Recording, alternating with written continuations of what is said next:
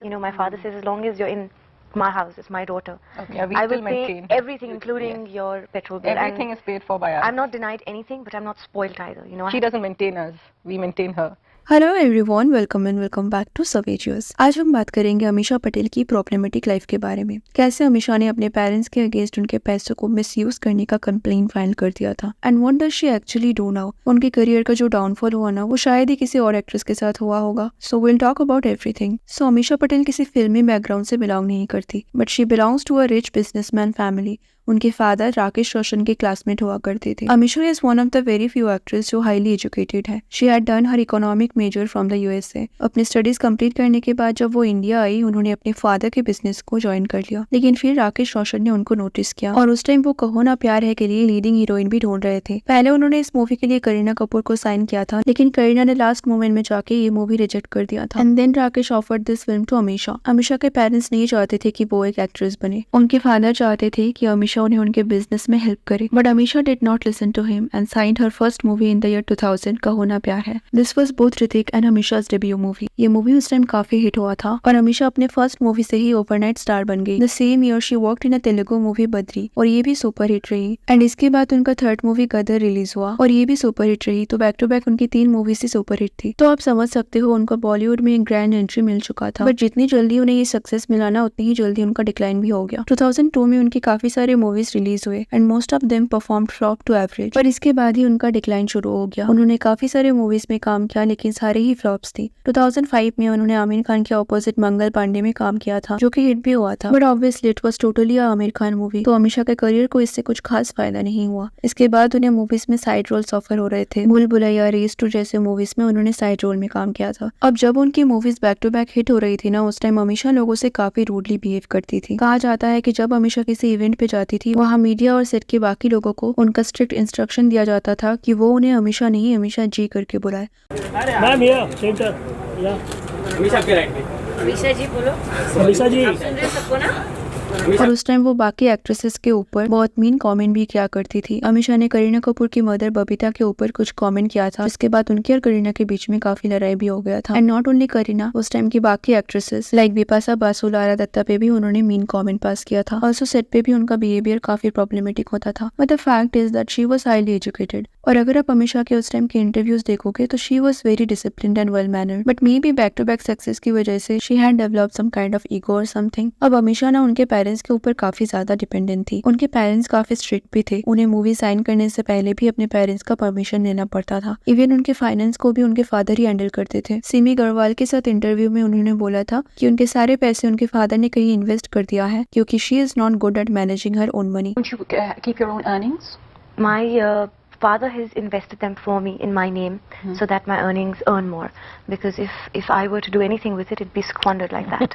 But अगर हम देखो तो this is strange because she had studied economy. तो इट्स वियर्ड दैट उनको लगता था कि वो अपने खुद के पैसों को मैनेज नहीं कर सकती। बट अगर आप इंडियन पॉइंट ऑफ व्यू से देखो तो हाँ, we Indians are very much dependent on our parents, तो it's not something unusual. But then in 2004 Amisha ने अपने फादर के ऊपर मनी मिस हैंडलिंग का कंप्लेंट फाइल कर दिया और उन्होंने ये भी बोला कि उनके फादर ने उनके 12 करोड़ रुपीज को उनके परमिशन के अगेंस्ट अपने बिजनेस पे इन्वेस्ट कर दिया। अब उस टाइम अमीषा विक्रम भट्ट को डेट कर रही थी, बट विक्रम भट्ट उनसे काफी सीनियर थे and he was already married. तो विक्रम के लिए एक एक्स्ट्रा मैरिटल अफेयर था और अमीषा के पेरेंट्स इसके अगेंस्ट थे। They wanted her to break her ties with Vikram, लेकिन अमीषा ने ऐसा नहीं किया। एंड कहा जाता है कि उस टाइम अमीषा की मदर ने उन्हें घर से निकाल दिया and she also hit her with her slippers. इसके बाद ही अमीषा ने उनके फादर के अगेंस्ट कंप्लेन कर दिया था। Now see, controlling your daughter's life is okay till a certain limit. Amisha उस टाइम अडल्ट थी और अगर वो गलती करती भी है तो उनके पेरेंट्स को एटलीस्ट उनके पैसों को लेना नहीं चाहिए था। आप उन्हें घर से निकाल सकते हैं, बट एटलीस्ट उनके पैसों को तो उन्हें दे देना चाहिए था, राइट? और क्योंकि तब तक अमीषा टोटली अपने पेरेंट्स के ऊपर डिपेंडेंट थी,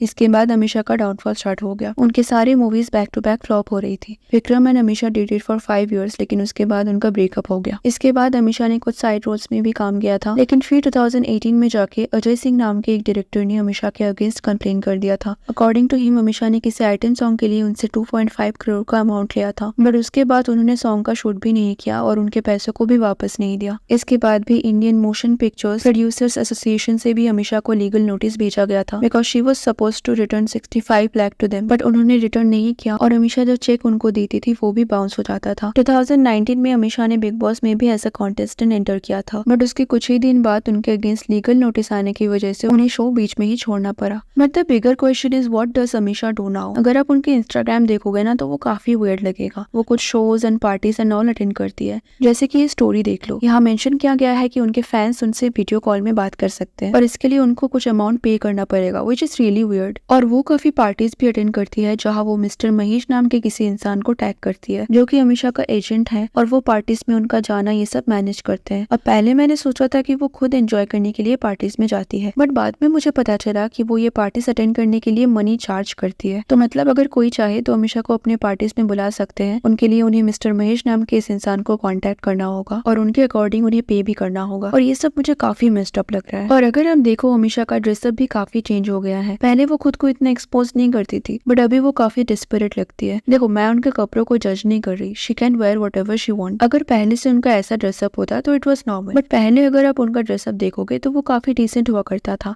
but now she is 49 years old और अभी अचानक जाके उनकी पर्सनैलिटी का इतना चेंज होना थोड़ा वियर्ड लगता है, राइट। ऑल्सो वो इंस्टा के ऑलमोस्ट हर पोस्ट में कुणाल ग्रोवर नाम के किसी इंसान को टैग करती है और वो कुणाल एंड उनके वाइफ के साथ फोटो भी पोस्ट करती है and most probably she lives with Kunal and his wife, which is also weird. उनको इंडस्ट्री के किसी फेमस सेलिब्रिटीज के साथ हैंग आउट करते हुए भी नहीं देखा जाता। तो आसान भाषा में she is doing something a talented woman like her is not supposed to do. And Amisha का ये डाउनफॉल देख के ना I felt really bad for her. She trusted her parents but they broke her trust और उनका movies भी एक के बाद एक फ्लॉप होना and even after being so beautiful now she is all alone. And क्योंकि उनके पास प्रॉपर गाइडेंस नहीं था तो people like mister Mahesh and Kunal groomer उनके फेम को मिस यूज कर रहे हैं और अब वो ये सब सिर्फ मजबूरी में अपने लाइफस्टाइल को मेंटेन करने के लिए कर रही है। और उन्हें जब बॉलीवुड में उनके डाउनफॉल के बारे में पूछा गया ना तो उन्होंने बोला उस टाइम जहाँ वो एज एन आउटसाइडर इंडस्ट्री में काम कर रही थी, बाकी सारे स्टार अपने किड्स को लॉन्च कर रहे थे। करीना कपूर, ईशा देओल, ऋतिक रोशन, तुषार कपूर, सारे स्टार किड्स उस टाइम लॉन्च हो रहे थे और उनको बहुत सारे मूवीज से ओवरनाइट रिप्लेस कर दिया गया था। आउटसाइडर्स होने के बाद भी वो बैक टू बैक हिट दे रही थी। मीनवाइल बाकी स्टार किड्स के सारे मूवीज फ्लॉप हो रहे थे तो उससे वो लोग अमीषा से काफी जेलस भी थे, तो इसीलिए उनको कई मूवीज से रिप्लेस कर दिया गया। अब देखो you can't say it's completely wrong, ऐसा पहले होता था और अभी भी होता है, बट ऑब्वियसली यहाँ उनके डाउनफॉल का रीजन सिर्फ यही नहीं है, कई सारे रीजंस थे and this is one of them.